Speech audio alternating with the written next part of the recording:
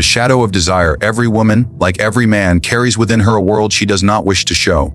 A secret landscape of fears, contradictions, and longings that lie just beneath the surface of her smile. Jung called this the shadow, the hidden side of the psyche, where we bury the truths we cannot admit to others, and often cannot admit even to ourselves. Desire is no simple thing. On the surface, it looks so clear. A woman may appear to want admiration, to be cherished, to be adored, and yet, behind the curtain of the persona, that mask she wears in public, there is another story. She wants to be desired, yes, but not entirely revealed.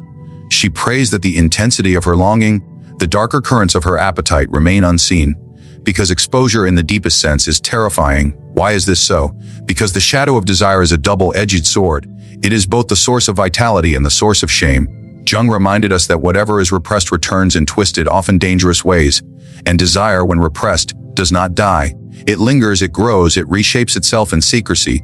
A woman may smile sweetly in daylight, but by night she wrestles with urges that contradict the very image she carefully cultivates. Think of the persona she constructs. To the world, she is gentle, nurturing, soft, perhaps even modest. This mask is not a lie. It is a fragment of truth, but only a fragment. Beneath it lies the part of her that is hungry for recognition, for power, for intensity. She longs to be desired not only for her beauty, but for her essence, her chaos, her danger, and yet to reveal this would feel like destruction. If she shows too much, she risks rejection. If she hides too much, she risks suffocation. Thus, she lives in tension between exposure and concealment. This is why women pray that certain things remain unseen. Not because they are weak, not because they are manipulative, but because their shadow is powerful. The feminine shadow holds an ancient weight, the capacity to enthrall, to wound, to ignite, to destroy. A woman's desire is never just for pleasure, it is also for transformation. She wants the experience of dissolving boundaries, of merging, of burning away the ordinary. And yet, to admit this openly feels unsafe. Society punishes women who desire too much, too strongly, too visibly. And so the shadow is forced underground. But what happens when desire is forced into hiding? It becomes distorted. It leaks out in subtle games, in contradictions, in sudden outbursts. She may reject what she secretly wants, or want what she publicly rejects. This is the paradox of the shadow. What is repressed does not disappear. It finds another way to express itself. A woman who prays you never see her shadow may unconsciously invite you to touch it anyway. She may provoke, withdraw, seduce, or test, all without knowing why, because the shadow demands recognition even when the conscious mind resists. Heraclitus said, "Character is destiny." Jung would add, "The shadow is fate." What we will not face within ourselves eventually confronts us in the outer world. For a woman, this may appear as a series of relationships where she feels misunderstood, unseen, or betrayed.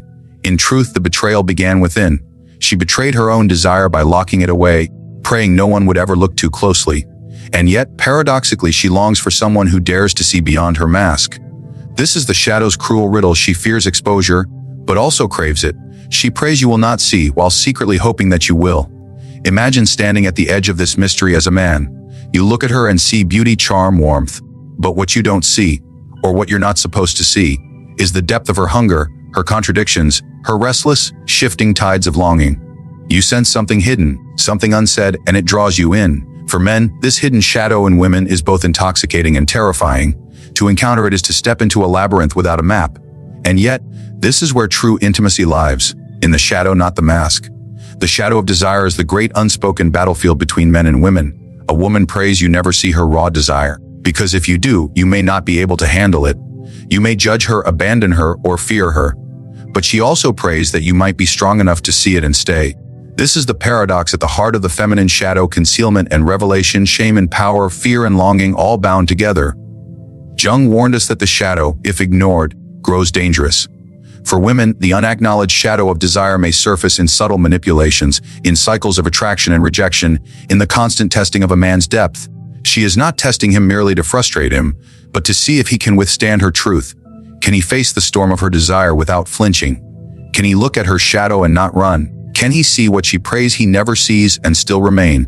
And this is why women pray you never see it.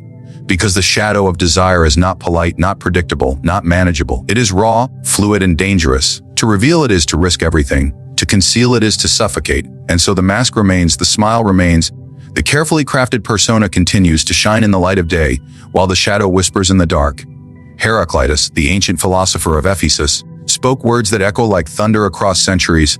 No man ever steps into the same river twice, for it is not the same river, and he is not the same man.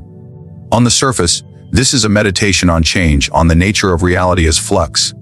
But beneath the surface, in the depth where psychology and myth intertwine, this river becomes a symbol of the feminine. For the feminine, like the river, is not fixed.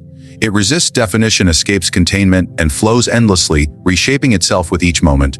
To understand women through the lens of Heraclitus is to realize that the feminine essence is archetypally fluid.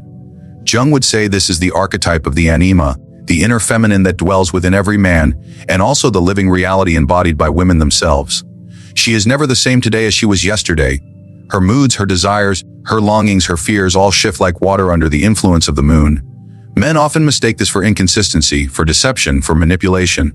But in truth, it is the nature of life itself. It is flux. The masculine psyche, by contrast, often craves solidity. Men seek certainty, a foundation, something that can be grasped and relied upon. They want to believe that love is permanent, that truth is stable, that desire is linear. But when man meets woman, he is confronted by a truth that Heraclitus revealed long ago. Permanence is an illusion. The river always flows. What you touch in one moment is not what you will touch in the next. This is the archetype of Heraclitus, the river as the eternal feminine, always moving, always shifting, never still. It is why men are both fascinated and frustrated by women. They sense her depth but cannot map it. They taste her sweetness but cannot hold it. They love her presence but cannot bind it. And when she changes, as she inevitably must, they feel betrayed, as though she has broken a promise. Yet she has broken nothing. She has only followed her nature. Jung taught us that archetypes live in the collective unconscious. They are not mere symbols, but living forces that shape our experience. The archetype of flux, embodied by Heraclitus River, is one such force. For women, this archetype is expressed in the cycles of life, in the waxing and waning of desire, in the rhythms of the body, in the endless transformations of identity. She is maiden, mother, temptress, sage, all within the same lifetime, sometimes all within the same week. And men, who crave linearity, stand bewildered at this dance. Yet here lies the danger. To deny the archetype is to fall into illusion. Men who refuse to accept flux demand stability from women, demand constancy, demand that she remain the same as the day they first fell in love. And when she changes, as she must, they accuse her of betrayal. But it is not betrayal. It is the truth of Heraclitus River. You cannot step into the same river twice, and you cannot love the same woman twice, for she will not be the same woman, and you will not be the same man. This is the heart of misunderstanding between the sexes. Women live within the rhythm of change. Men seek to resist it. Women shift, transform, and flow with the tides of life. Men attempt to build dams to hold the river still, but the river cannot be held. The more you resist it, the more violently it will break free. This is why so many relationships shatter on the rocks of unmet expectation. He wants her to remain what she was, she wants to become what she is becoming, and both fear the confrontation with the truth that Heraclitus whispered: nothing remains, everything flows. The archetype of Heraclitus is not chaos, though it may appear so to the masculine eye. It is wisdom, it is life, it is the reminder that growth requires change, that love requires renewal, that intimacy requires the courage to face a shifting landscape. To truly know a woman is not to fix her in a single image, but to accept her as river, as flux, as transformation embodied. She will be tender one day and fierce the next. She will be certain in the morning and doubting by nightfall. She will love you in 100 different ways, each shaped by the current of her inner world. And here is the paradox: the very thing men resist is the very thing that draws them in. For it is the flux of the feminine that keeps desire alive. If she were static, unchanging, predictable, she would lose the mystery that captivates him. It is because she flows like a river that he cannot look away. He wants to drink deeply, even though the water never tastes the same twice. He wants to stand by the river, even though it erodes the banks beneath his feet. He wants her permanence, yet it is her impermanence that gives her beauty. Heraclitus knew what modern psychology confirms: life is transformation. The archetype of the river reminds us that to resist change is to resist life itself. The feminine embodies this truth not as theory, but as living reality. She is the dance of becoming, the current that sweeps away illusion, the flood that destroys old structures so that new ones may rise. And while men may fear this, they also need it. For without the river, without the archetype of flux, life grows stagnant, rigid, and lifeless. The archetype of Heraclitus shows us that the fear men feel before the mystery of women is not a sign of her failure, but of her power. She is not meant to be captured, but encountered. Not meant to be fixed, but followed. She is not the still stone on the riverbed. She is the current itself, forever moving, forever changing, forever beyond grasp. Between men and women there is a dance, a tension, a clash that has echoed across centuries. It is not simply a matter of misunderstanding, nor merely the battle of the sexes. It is deeper, older, archetypal. Jung would say it is the conflict between persona and shadow, between what is shown and what is hidden, between the image projected and the truth that lies beneath. And Heraclitus would whisper it is the tension of opposites that keeps the world alive. Every woman carries two faces. The first is the persona, the carefully crafted mask she wears for the world. This is the image she wants to be seen beautiful, composed, loving, trustworthy. The persona is not false. It is a role, a necessary presentation, a way of surviving within the demands of society. But it is not the whole. Behind the persona lies the shadow, the part she hides even from herself. This shadow contains the contradictions, the longings she cannot confess, the fears she cannot name, the impulses she cannot control. The eternal conflict emerges in the space between the persona and the shadow. A woman prays that you see the mask, not the shadow. She hopes you will love her as she presents herself, not as she truly is in her depths. And yet, in secret, she longs to be known fully, shadow and all. She wants to be desired for her persona, but she also wants to be embraced in her chaos. The conflict is not only between her and man, it is within herself. Men too live in this paradox. They crave the feminine image, the persona of beauty, softness, tenderness. They long for the comfort of her warmth, the reassurance of her light. Yet at the same time, they are drawn to the mystery of her shadow, the part they are not supposed to see. They feel both fear and fascination when they sense the hidden currents of her desire. The eternal conflict, then, is not only hers, it is theirs. Both sides want the mask, but both sides hunger for the truth beneath it. This is the reason relationships often collapse under invisible weight. The man falls in love with her persona, the woman she allows him to see. He praises her beauty, her grace, her charm. He builds his dream upon this foundation, but with time the shadow begins to leak through the cracks. He notices contradictions. She says one thing but desires another. She resists what she secretly craves. She conceals what she longs to reveal, and the man, confused, accuses her of deceit. Yet it is not deceit. It is the eternal conflict of the human soul, the war between mask and shadow. Jung reminds us that the persona is necessary. Without it, society would fall into chaos. No one could live without masks. But he also warns that to mistake the persona for the whole self is a dangerous illusion. The woman who identifies only with her mask becomes trapped in an image, unable to breathe. And the man who loves only her mask becomes blind to her reality. The shadow grows restless in such conditions, and sooner or later it demands attention. This conflict can be seen in subtle ways. A woman may play the role of the gentle lover, but in her shadow lies aggression, intensity, hunger. She prays her man never sees this, for fear he will reject her. And yet she longs for him to be strong enough to handle it, to embrace it, to not run from it. The man, for his part, may desire her stability, her sweetness, but he also craves her fire, her unpredictability, her danger. He too is caught in the paradox. He wants the safe mask in the wild shadow, but struggles when they clash. Heraclitus said, "War is the father of all things." In this eternal conflict between mask and shadow, something new is always being born. The tension creates growth. Without conflict, there is no transformation. This is why men and women are drawn together despite the pain, despite the misunderstandings, despite the contradictions. It is not comfort alone that binds them. It is the fire of opposition, the spark that arises when mask and shadow collide. Consider the cycle that repeats endlessly. A man meets a woman and is captivated by her persona. He sees in her the qualities he admires, the beauty he longs for. But as he draws closer, he senses something more. The shadow appears and glimpses a sudden mood, a contradiction, a fierce desire. At first he is unsettled. Then he is intrigued. Then, if he is not careful, he is consumed. For the shadow does not play by the rules of the mask. It demands truth, it demands intensity, it demands transformation. And once it is seen, it cannot be unseen. This is the eternal conflict, the war within her, the war within him, the war between them. She wants to be known but fears being seen. He wants to know her, but fears what he might find. She prays to preserve the mask, but longs to reveal the shadow. He clings to the image, but hungers for the depths. And both live in contradiction, never fully satisfied, always reaching, always resisting. Jung would say that the task is not to destroy the mask or to deny the shadow, but to hold both in tension. To live with the conflict rather than flee from it. The mask is necessary, the shadow is real, and the two cannot be separated without tearing the soul apart. Heraclitus would agree, for he knew that harmony is born of opposition, that tension creates balance, that the river of life flows only through conflict. The eternal conflict, then, is not a problem to be solved, but a reality to be endured, embraced, even loved. It is the fire that burns away illusion, the storm that breaks the dam, the paradox that keeps men and women forever drawn to each other, forever divided, forever united, forever at war, forever in love. There is a question that haunts the human heart. What happens when the hidden becomes seen? This is the terror that lies beneath the surface of every mask, the fear that keeps the shadow in the dark.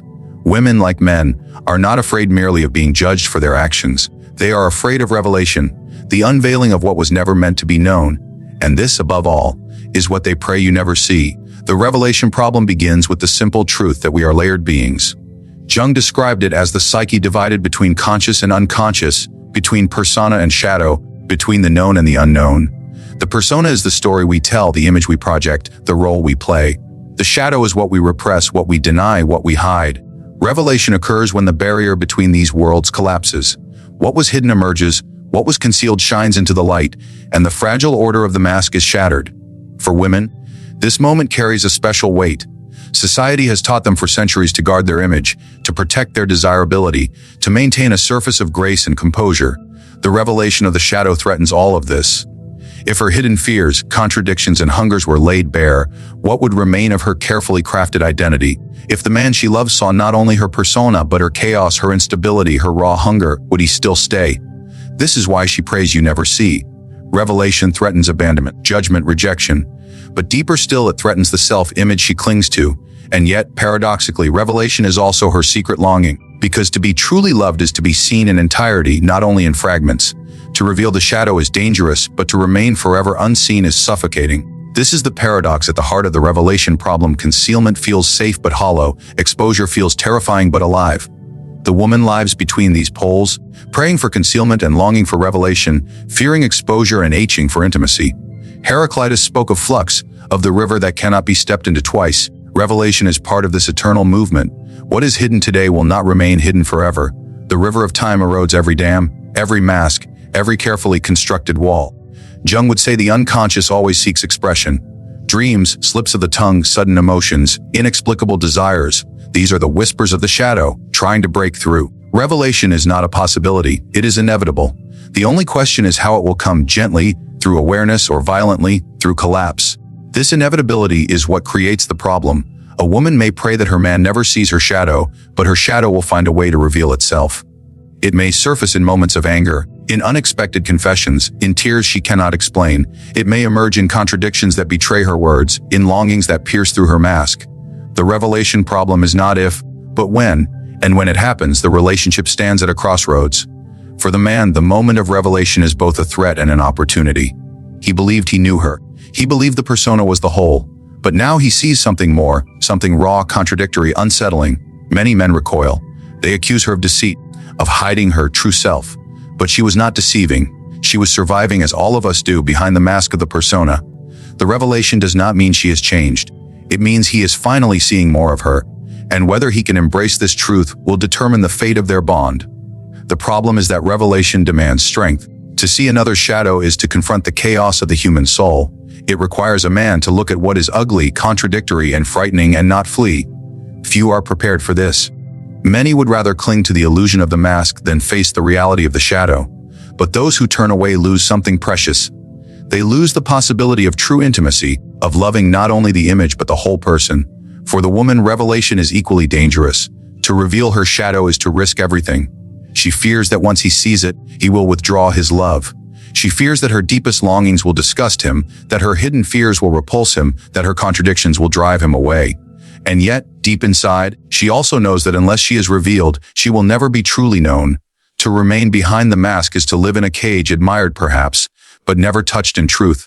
This is the revelation problem, the risk that to be truly seen is to lose love, and the certainty that without being seen, love remains incomplete. It is a paradox with no easy solution. It is the tightrope every woman walks, the prayer she whispers: see me but not too much, love me but not all of me, embrace my mask, but do not uncover my shadow. And yet, in secret, she also prays: see me fully, love me anyway, stay when you see what I fear. Heraclitus would remind us that revelation is part of life's eternal becoming. Jung would remind us that the shadow, once faced, becomes a source of transformation. To resist revelation is to resist life itself. And yet the fear remains ancient and deep, for revelation strips away illusions, and illusions are comforting. To live without them requires courage, and courage is rare. This is why women pray you never see. Not because they want to deceive, but because they want to protect. Protect themselves from judgment, protect their relationships from collapse, protect their fragile identities from being shattered by exposure. And yet the truth is that revelation cannot be avoided. The mask always cracks. The river always flows. The shadow always finds a way to surface. The revelation problem is not about whether the truth will emerge, but whether anyone will be strong enough to hold it when it does.